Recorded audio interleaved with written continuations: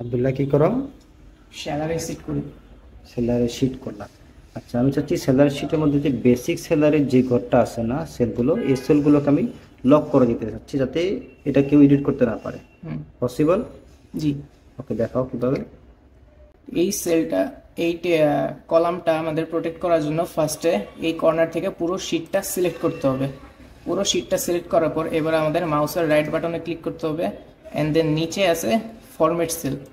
Format সেলে গেলে এখান থেকে আমাদের প্রোটেকশনে যেতে হবে। প্রোটেকশন থেকে লকটা উঠে দিতে হবে, লকটা উঠে ওকে দিতে হবে। এবার আমাদের শিটটা আনলক হয়ে গেছে। এবার যেই কলামটা আমাদের লক করতে হবে বা প্রোটেক্ট করতে হবে সেটা আমাদের সিলেক্ট করতে হবে। ধরি আমরা এটা প্রোটেক্ট করব, এটা সিলেক্ট করার পর আবার মাউসের রাইট বাটনে ক্লিক করে ফরম্যাট সেলে যাব, যাওয়ার পরে প্রোটেকশন থেকে এটা লক করে দেব, করার পর ওকে। এবার আমাদের প্রোটেক্ট শিটে যায় এখানে পাসওয়ার্ড দিতে হবে, যে কোনো একটা পাসওয়ার্ড দিয়ে দিব। ওকে, এখানে কনফার্মেশন পাসওয়ার্ডটা দিয়ে দিব। ওকে, এবার আমাদের কলামটা প্রোটেক্ট হয়ে গেছে। এবার আমরা চাইলেও এখানে কোনো এডিট করতে পারবো না। ওকে, আবার আমি প্রোটেক্ট করতে হলে কিভাবে করতে হবে? আবার আনপ্রোটেক্ট করতে হলে এখান থেকে আনপ্রোটেক্ট শিটে যায় যেই পাসওয়ার্ডটা দিয়েছিলাম সেটা এখানে দিতে হবে, দিলেই শিটটা আবার আনপ্রোটেক্ট হয়ে যাবে। ওকে, থ্যাংক ইউ, গুড জব।